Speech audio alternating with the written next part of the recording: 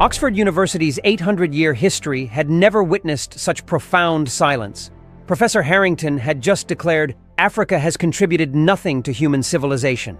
Ibrahim Traore rose from his seat as 500 academics held their breath.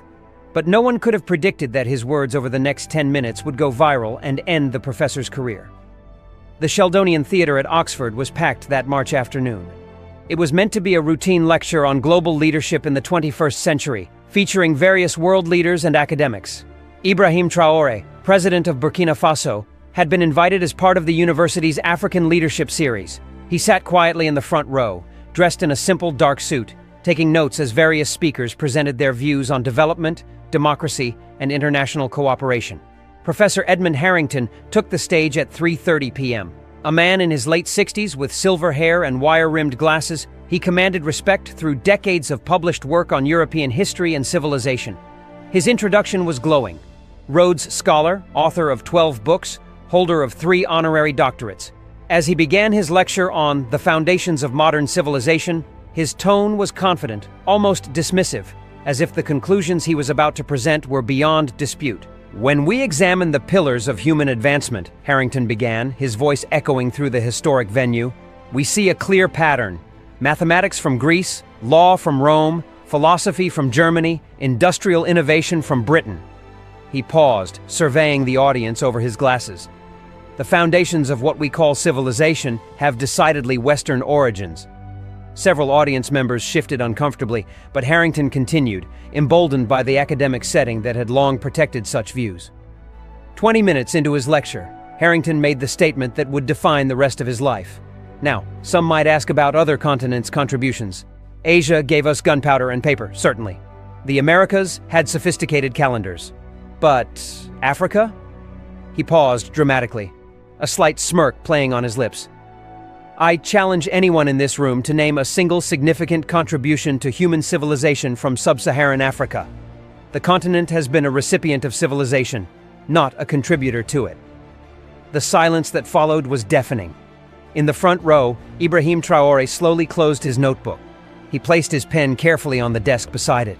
Around him, several African students and academics sat frozen, caught between outrage and the intimidating atmosphere of challenging such a senior professor in Oxford's most prestigious venue. The moment stretched on, heavy with unspoken tension, until Traore raised his hand. "Yes?" Harrington acknowledged him with barely concealed irritation, clearly not expecting to be challenged. Traore stood, his movement deliberate and calm. "Professor Harrington," he began, his voice carrying despite not using the microphone, "I would like to respond to your assertion, if I may." Harrington's smirk widened. "By all means, Mr." He pretended not to know who Traore was, though the president had been introduced at the beginning of the event. "Traore?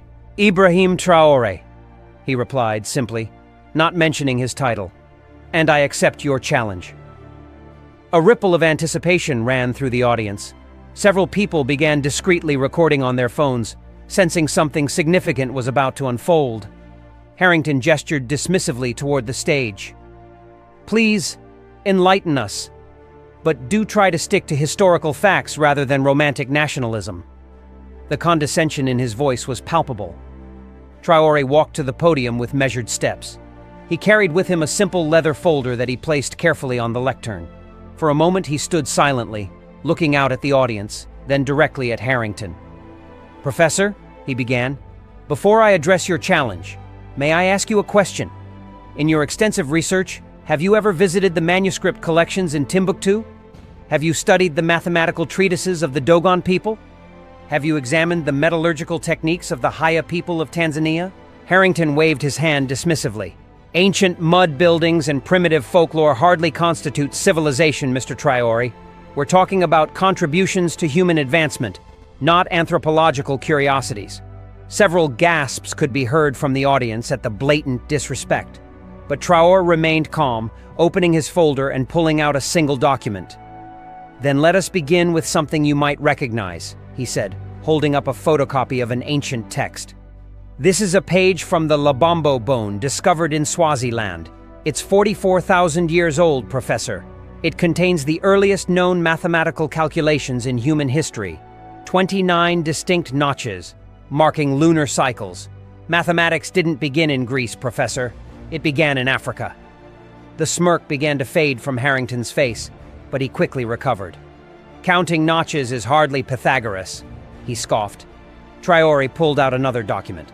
Then perhaps we should discuss the Ishango bone from the Democratic Republic of Congo, 20,000 years old, containing evidence of prime numbers, multiplication, and division. This predates Greek mathematics by nearly 19,000 years. He paused, letting the numbers sink in. But you want more recent examples? Very well. Let's discuss the University of Sankore in Timbuktu, which housed 700,000 manuscripts and educated 25,000 students in the 12th century, when Oxford was still a collection of drinking halls. The audience was now completely silent, hanging on every word. Traore continued, his voice gaining strength but never losing its calm dignity. You mentioned law coming from Rome. Shall we discuss the constitution of the Ashanti Confederacy, which included checks and balances 3 centuries before the American Constitution? Or the Buganda Parliament, which had a complex system of democratic governance while Europe was still ruled by absolute monarchs? You speak of philosophy from Germany, Traore continued, now fully in his element. Have you read the philosophical texts of Zara Jacob, the 17th century Ethiopian philosopher who developed ideas about rational inquiry and human rights that preceded the European Enlightenment? His student, Walda Haywat, wrote treatises on ethics that rival anything produced in Europe at the time. But of course they wrote in Ge'ez, not Latin, so perhaps they don't count in your estimation. Harrington tried to interject. These are isolated examples. But Traore held up his hand, and surprisingly, the professor fell silent. Isolated? Professor, let me tell you about isolation. It's when the Library of Alexandria, founded by an African dynasty, housed the world's knowledge while the ancestors of Oxford's founders were still living in mud huts. It's when African mathematicians were calculating the circumference of the Earth, while Europeans believed it was flat. You want contributions to civilization? Traore's voice rose slightly for the first time. Let's talk about medicine. The first successful cataract surgery was performed in Mali in the 14th century. The first cesarean section, where both mother and child survived, was performed in Uganda in 1879, using techniques that wouldn't appear in European medicine for another 50 years.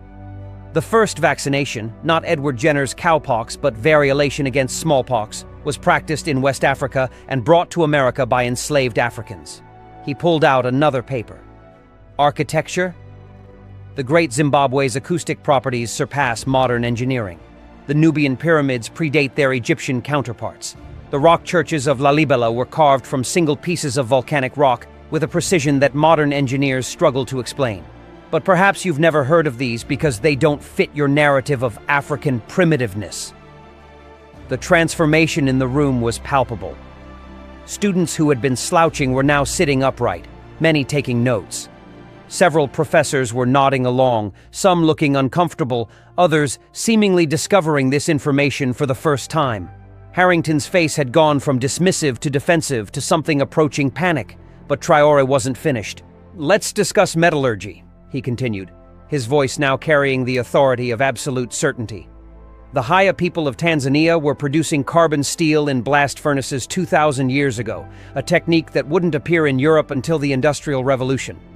The bronzes of Benin are so sophisticated that when Europeans first saw them, they refused to believe Africans could have made them, so they invented theories about lost Portuguese craftsmen. Agriculture? Africans domesticated pearl millet, sorghum, African rice, yam, black-eyed peas, watermelon, and okra. They developed complex irrigation systems in the Sahel that sustained cities of hundreds of thousands while Europe was experiencing the Dark Ages. The terraced agriculture of the Dogon people has sustained communities for over 1,000 years in conditions where European farming methods fail within a season.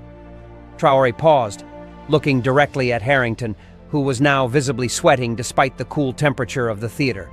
But perhaps most importantly, Professor, let's talk about Ubuntu, the philosophical concept that I am because we are. While European philosophy was obsessing over individual rights and conquest, African philosophy was developing concepts of restorative justice, collective responsibility, and human dignity that the so-called civilized world is only now beginning to understand.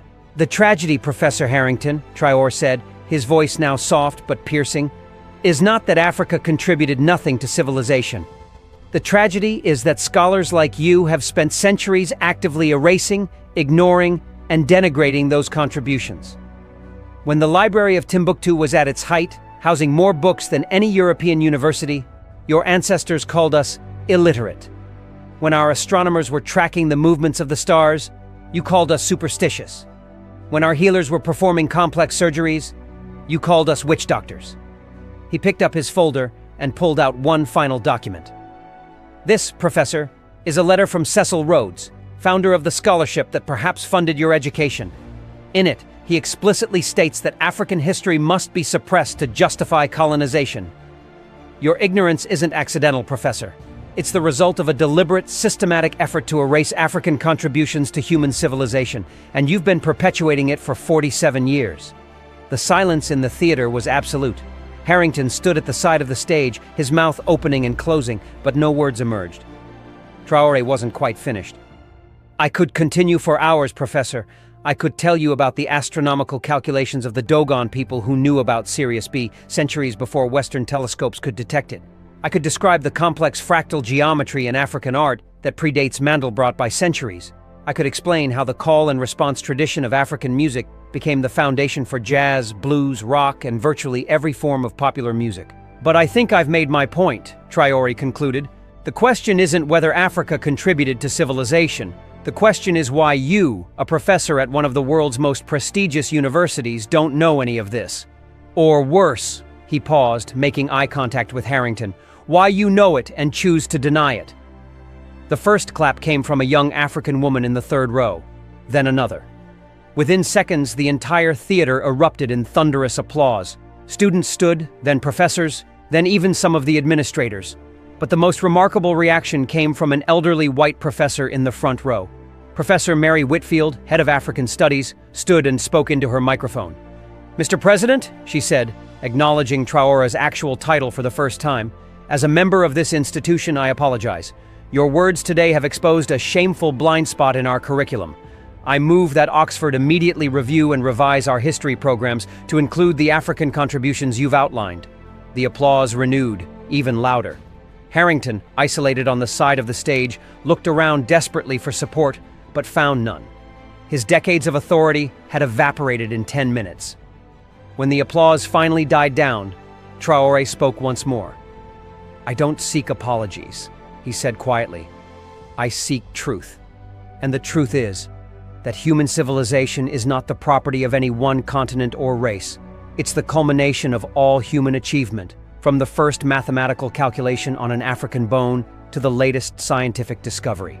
But as long as professors like Dr. Harrington continue to teach a deliberately incomplete history, we perpetuate ignorance and prejudice. Today, in this room, we have a choice. Continue the lies or embrace the full, rich, complex truth of human achievement. He gathered his papers and walked back to his seat. As he passed Harrington, he paused. Professor, he said quietly, but loud enough for the microphones to pick up. I've left copies of all these sources with your department. I hope you'll find time to read them. The aftermath was swift and decisive. Within hours, videos of Traore's response had been uploaded to social media with titles like African President Destroys Racist Oxford Professor and the Most Epic Takedown in Academic History. By the next morning, the videos had millions of views. News outlets around the world picked up the story. Scholars from various African universities provided additional examples supporting Traore's points. The hashtag #Africa Built Civilization began trending globally. Professor Harrington released a statement the following day, announcing his early retirement to pursue personal interests. Oxford University issued a formal apology and announced a comprehensive review of its history curriculum. The Sheldonian Theatre, where the confrontation had taken place, would host a new annual lecture series on African contributions to global civilization. The first speaker would be Ibrahim Traore. But perhaps the most significant outcome came from the students.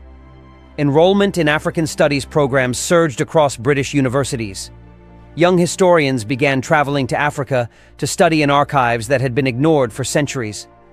The manuscripts of Timbuktu, the astronomical knowledge of the Dogon, the medical practices of traditional healers, all became subjects of serious academic study. A year later, Oxford University unveiled a new statue in its main quadrangle. It wasn't of Ibrahim Traore, who had declined the honor. Instead, it was of Ahmed Baba al-Timbukti, the 16th century African scholar whose 1,600 books on law, medicine, philosophy, and mathematics had educated generations while Oxford was still in its infancy. The inscription read, "Knowledge has no color, wisdom has no continent, and truth belongs to all humanity."